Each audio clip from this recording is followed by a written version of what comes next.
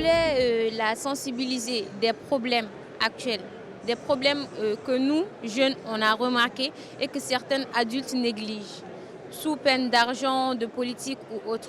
Mais nous, on a remarqué. Et c'est notre futur à nous. Donc, on veut le montrer au monde pour que les personnes soient atteintes. Donc, en parlant à la présidente, on voulait la faire voir, rendre visible l'invisible. On voulait la faire voir, la montrer, les yeux grands ouverts, des problèmes qu'on rencontre. Dans l'accès à l'eau, nous, principalement, on a travaillé sur l'eau et la santé, les pollutions et l'eau et la santé.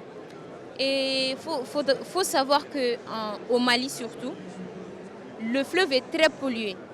Il y a des ordures, il y a des matières non biodégradables, il y a des matières fécales dans certains villages, et puis il y a des matières plastiques. Il faut savoir que le fleuve, ça traverse presque tout le Mali.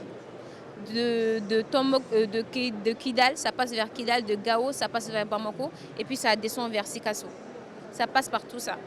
Donc imaginez, si y a une industrie près du fleuve, il suffit que cette industrie pollue le fleuve pour polluer tout le reste du fleuve. Donc c'est ça le problème. On n'a pas accès à de l'eau purement potable. Mais grâce aux stations d'épuration et à certains filtres, on peut accéder à l'eau et puis boire. Et puis au Mali, il y a trop de gaspillage d'eau. Il y a certains villages, certaines villes, certains quartiers qui n'ont pas d'eau. Mais d'autres ont de l'eau en excès.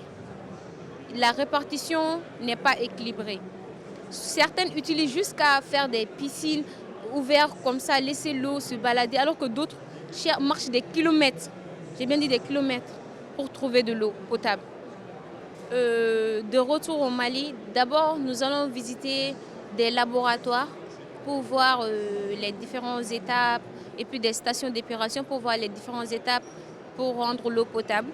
Après, nous avons décidé d'aller dans les écoles, dans les différentes écoles, les sensibiliser, leur montrer des photos, des vidéos, des conséquences de leurs actes, parce que certains jeunes n'ont pas idée de l'ampleur des dégâts de la pollution. Et puis, ce n'est pas parce qu'on n'est pas mûr d'âge qu'on n'est pas mûr d'esprit.